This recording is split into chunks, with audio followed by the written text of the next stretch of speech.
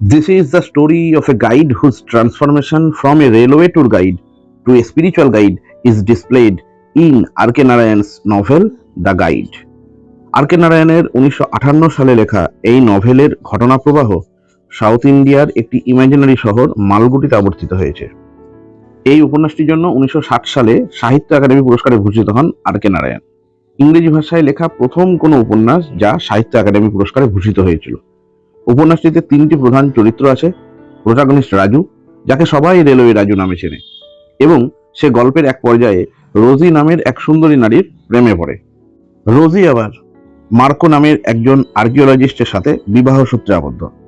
এই দম্পতি পর্যটক হিসেবে মালগুড়ি শহরে ঘুরতে আসে এবং তখনই তাদের রাজুর সাথে পরিচয় ঘটে।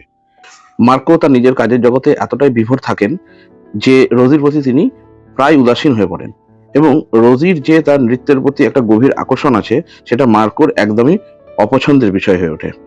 কিন্তু অপরদিকে রাজু রোজিকে একজন নৃত্যশিল্পী হিসেবে ভবিষ্যতে প্রতিষ্ঠিত হওয়ার জন্য উৎসাহিত করতে থাকে। ফলে ধীরে ধীরে রাজু এবং রোজির মধ্যে এক পারস্পরিক যোগাযোগ গড়ে ওঠে এবং তারা ক্রমশ একে অপরের প্রিয় হয়ে ওঠে। তাদের সম্পর্কের কথা জানতে পারার পর মার্কো রোজিকে একা রেখেই মালগুডি থেকে মাদ্রাজ ফিরে আসেন। এদিকে রোজি রাজুর বাড়িতে আশ্রয় নেওয়ার কথা ভাবে এবং তারা একসঙ্গে বসবাস করতেও শুরু করে। তবে এই বিষয়টা রাজুর মায়ের পছন্দ হয় না এবং রাজুর মা তাদেরকে ছেড়ে চলে যান।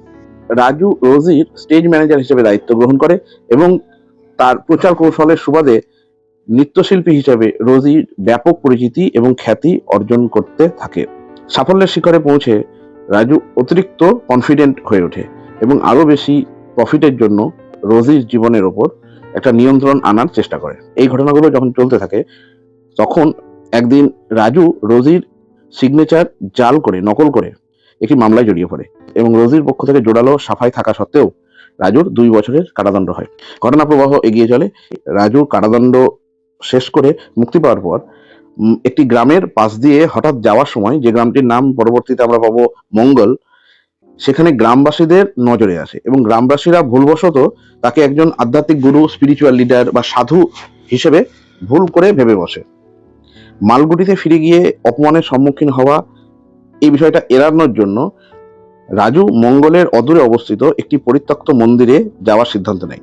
এবং এখানে বলে রাখা ভালো, এই মন্দিরে নিয়ে যাওয়ার বিষয়টা কিন্তু ভেলান নামে একজন ব্যক্তি করে।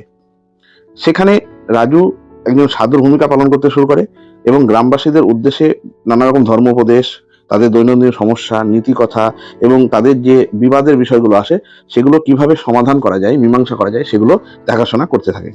এইভাবে বেশ কিছুদিন যাওয়ার পর গ্রামে তীব্র খরা দেখা যায়। তখন গ্রামবাসীরা রাজুর কাছে, যেহেতু তিনি একজন আধ্যাত্মিক গুরু, সাহায্য প্রার্থনা করেন। তাদের দৃঢ় বিশ্বাস ছিল রাজু যদি একবার স্টারভেশন বা উপবাস ব্রত পালন করে তখন বৃষ্টি গ্রামের মধ্যে আসবে এবং তাদের দুর্ভিক্ষের পরিসমাপ্তি ঘটবে। রাজু তার অতীতের সমস্ত কথা, যেগুলো গোপন ছিল এতদিন, ভাবে ভেলানের কাছে স্বীকার করে নেবে, কারণ ভেলানি প্রথম তাকে মন্দিরের কাছে নিয়ে গেছিল এবং ভেলানের সঙ্গে রাজুর আরো বেশি সখ্যতা গড়ে উঠেছিল। রাজু যে উপবাস করছে এই খবরটা সংবাদ মাধ্যমের মাধ্যমে চারিদিকে ছড়িয়ে পড়ে এবং সেই বিষয়টা সচক্ষে একবার দেখার জন্য মন্দির প্রাঙ্গণে দিনের পর দিন বিশাল জনসমাগম করতে থাকে, যা রাজুর জন্য চরম বিরক্তিকর এবং অস্বস্তিকর একটি পরিস্থিতি তৈরি করে। নিজের অনশনের 11তম দিনে সকালবেলায় প্রত্যেক দিনের যে উপাচারগুলো থাকে সেগুলোরই একটি অংশ হিসেবে রাজু নদীর তীরে যায় এবং আমাদেরকে লেখক দেখাচ্ছেন যে দূর পাহাড়ের বুকে যেন একটি বৃষ্টির ধারা নেমে আসার আভাস রাজু পাচ্ছে। বৃষ্টির আভাস পাওয়ার পর সেখানে আদৌ বৃষ্টি হয়েছিল কিনা বা বৃষ্টির আভাস পেয়ে রাজু যে নদীতে লুটিয়ে পড়েছিল তারপরে তার মৃত্যু হয়েছিল কিনা, নাকি সে জীবিত ছিল, এ সমস্ত কোনো বিষয়ই আমাদের কাছে পরিষ্কার হয় না। অর্থাৎ লেখক যেন পাঠকের নিজস্ব ব্যাখ্যার উপরেই এই দায়িত্বভারটি ছেড়ে দিয়ে এই নভেলটি পরিসমাপ্তি ঘটিয়েছেন।